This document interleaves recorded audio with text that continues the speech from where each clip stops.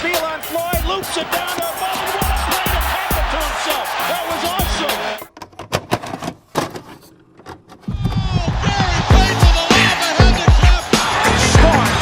Hey guys, this is Dominique Wilkins. Hey, this is Sean Kemp. This is Gary Payton. Hey, this is Pau Gasol. NBA fans, what's up? This is Vince Carter here. Hey, what's up? This is Matt Barnes. If you're an old school NBA fan like I am, make sure you check out the Basketball Time Machine with my man Sean David. Hello, good day, ladies and gentlemen. Welcome back to the Basketball Time Machine. My name is Sean David. Let's talk some old school NBA basketball. In today's episode, I want to take a look at a player that unfortunately kind of got, I don't want to say got forgotten, but doesn't get the love that he actually deserves. I want to take a look at NBA legends talking about Chris Mullin. Yeah, the great player of the Indiana Pacers and, of course, the Golden State Warriors run TMC. But believe me, it was so hard to find clips. It seems like nobody's talking about this guy. I don't get it. Anyway, but before we start with this episode, let me ask you guys for a small favor.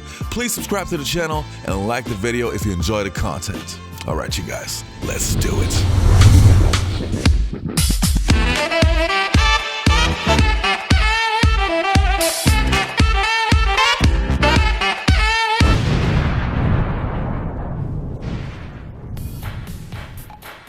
Now, one of the first players that I want to take a look at is Magic Johnson talking about Chris Mullin and, of course, some other legends. Let's take a look. When God made a basketball player, he just carved Chris Mullin out and just said, this is a player. In 1981, when it was time for Mullin to choose a college, he decided to stay in the neighborhood as he led a once-storied St. John's program back to prominence. When he signed to go to St. John's, it took him from a great local story to all of a sudden in position to be a national champ. Mullin again makes it look easy. You've got to guard Chris Mullin. And it was at St. John's that Mullin's work ethic became legend. Let me tell you about being a gym rat. 10 o'clock at night, we'd see him here. But this was his laboratory. This was his life. Went to the Consec Arena, and Chris and there were about 5 or 6 of us were playing basketball. We go outside, and it's a huge snowstorm. I came back 3 days later. He was still there. He just stayed in the gym the whole time. Mullin was a 3-time All-American, and in 1985, he was named College Player of the Year while leading St. John's to the Final Four. All the while, capturing the hearts of New York City.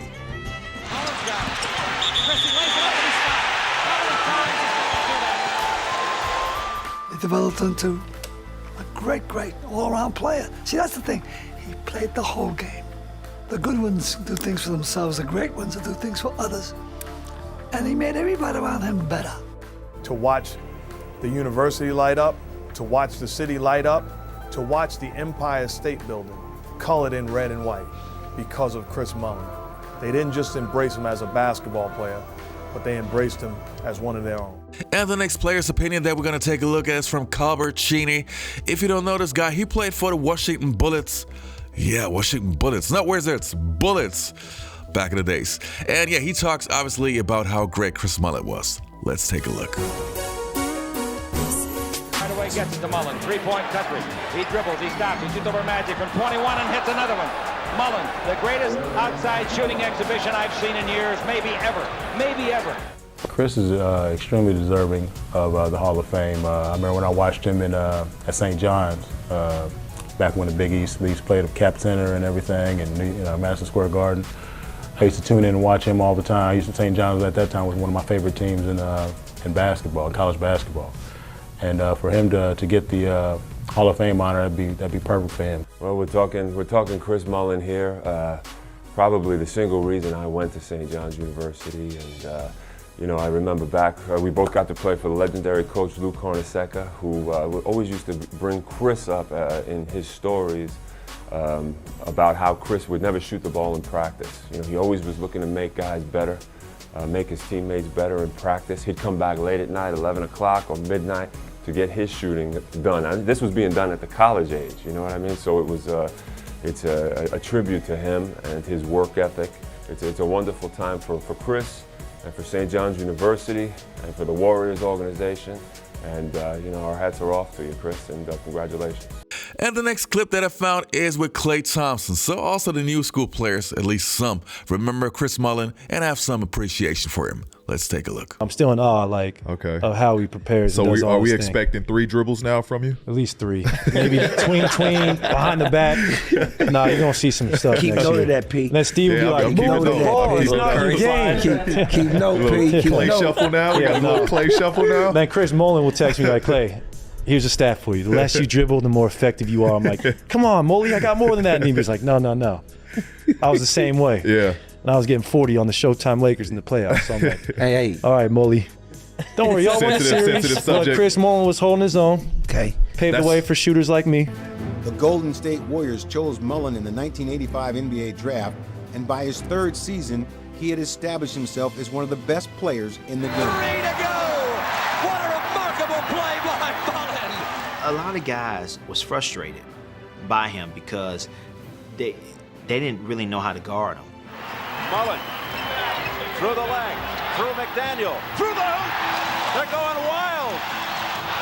Chris Mullin just picked his pocket. Oh, brother, what a play. Chris has always been one of my favorites. He's the type of guy that, for the lack of foot speed he had, he was able to make up with his quick hands and his shooting ability, and he had a knack for getting the ball in the hole. And when you put that combination together, it makes it pretty deadly.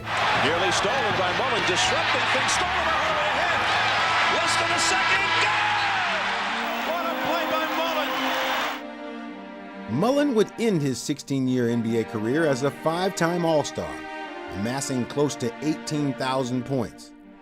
However, the essence of Chris Mullin shouldn't be measured only in numbers, but also in the lives he touched along the way. If I had not met Chris Mullin or played with him, I would not be a professional basketball player. He taught me how to go into the gym and work on your craft. And I'm going to be a guy with tears in my eyes as a way to say to him, thank you, because he made me believe also. He belongs up there with all the great players. It does, there's no doubt in my mind. Because I think he's a consummate player. And I don't think anybody loved the game more than he did. Well, I'm happy to hear the news that Chris Mullin made the Hall of Fame. Very much deserving. Chris was a great basketball player, one of the greatest shooters to ever play the game, and he also just had the ability to score. Even though he wasn't very quick, he was just so smart and played with so much savvy. He had the ability to read screens, get the ball, drive it to the basket. The thing I really remember about him that very few players could do, he got to the basket almost reacting off what the defense did instead of attacking the defense and putting them on their heels. He'd almost drive the ball to the basket so slow, and when he'd get cut off, he could get back and get to the basket going the other direction. He had just a knack of being able to do that. And, of course, all the things he did in the Big East and playing for the Dream Team, very much deserving for a great guy. Well, my recollection of Chris Mullin, I was drafted here by the Golden State Warriors, and he was here in 1988. And I never forget going to practice over in Alameda and watching or hearing about this conditioned guy, Chris Mullin, and seeing that he was already in the gym working out. And I knew then that to be an NBA player, number one, you had to be in great shape, and he was in phenomenal shape. Phenomenal shooter in the NBA, but to have an opportunity that he's going to get for what he's done through his basketball career, and now to be noticed for that work by going into the Hall of Fame is a remarkable moment for he and for his family and for his kids and their kids to come along. That the craft that he's had of playing basketball, the gift he's had of playing basketball, is going to be locked into a place forever for everyone to follow. A great, remarkable man, family man, and a person, Chris Mullin. I'm glad I had an opportunity to work here. You allowed me to come here and grow my career as a basketball coach, but also in that gym in Alameda, watching you work and the condition that you were in to play this game that you love. You know, with players like Chris Mullin, it's always super sad for me, being an old school NBA fan, that they don't get the credit that they deserve in terms of nobody talks about them. I mean, the fact that I had to look for hours to find at least some clips about some other players talking about this guy. Yeah, it's pretty sad because that guy was not only one of the greatest scorers of the 1990s, but back in the days, he always had this flair, this style, and made him stand out to the other players. And yeah, anyway, have so much love for him, and of course, Back in the days, the 1992 Dream Team, Chris Mullin, big part of that. So Chris, this episode is for you, man. And for you guys, thanks a lot for taking the time to watch this episode. I hope you have a great day. All the best to you and your family. And hopefully I'll see you next time on the Basketball Time Machine.